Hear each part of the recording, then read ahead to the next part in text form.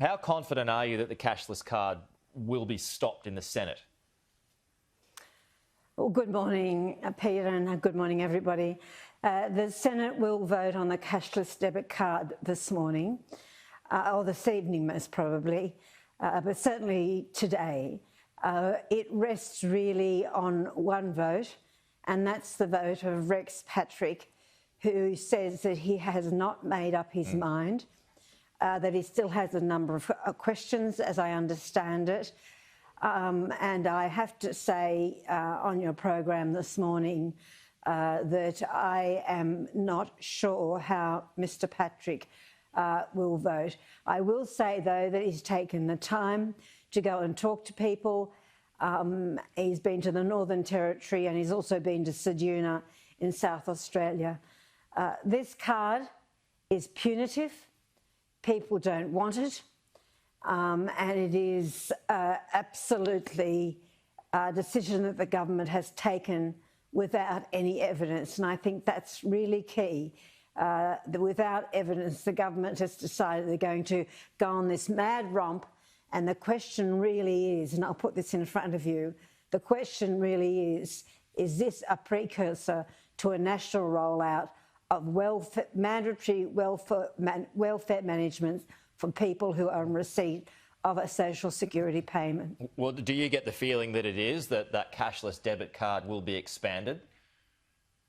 I get the feeling that, well, I don't get the feeling. The government has actually said that they would like to have a discussion about a national rollout. So what does that mean for the rest of the country? I know, as well as everybody else, that mandatory income management has been a failure in other countries, and it's been a failure in this country. Labor's position is extraordinarily clear, Peter, and that is if people want to volunteer to go on the card, then that's their decision. It's the mandatory nature of this that is really problematic. It's a divisive one, this one, and the vote certainly shows that one right down the middle just about. But a recent inquiry from the government found that there had been significant improvements in the welfare of children in various communities, which indicates that the program is achieving its objective in reducing hardship and deprivation. Well, wait a minute. The reason that the card, or the reason that we're told that the card was introduced, and that 23,000 people who are currently on the basics card in the Northern Territory will be automatically switched over to this card whether they want it or not. And that's a question. The whole idea was to reduce drinking, to reduce the use of drugs, to reduce gambling, and there was something about pornography as well. And the evidence that I have seen is that it has nil to no effect on all of those issues. And quite frankly, when there are going to be over 30,000 people affected by a government decision, you would want some hard evidence for that. And that just quite really does not exist.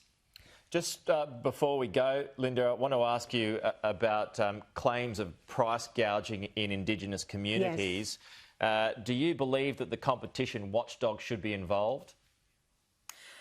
I do believe that the competition watchdog should be involved. The inquiry, which is the third into the availability of goods in stores in remote Australia, was an important one. It did find, Peter, that there was no price gouging, but it did reflect that people in those communities are paying about 39% more than people in the cities. If that was in the city, it would be a scandal. And the fact that the Closing the Gap targets around health depend on fresh food and the availability of food. I mean, these communities are so remote.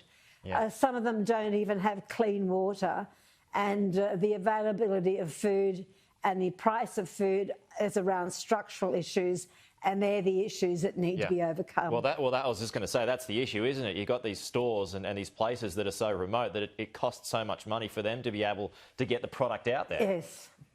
It costs an enormous amount of money in terms of transport. The stores are small. They rely on a very fixed number of people using those stores. And like you say, Peter, you're absolutely right. They are beyond remote. But let's remind ourselves that many of the social justice circumstances in those communities, apart from very expensive food, are just not even imaginable for those of us that live in the city.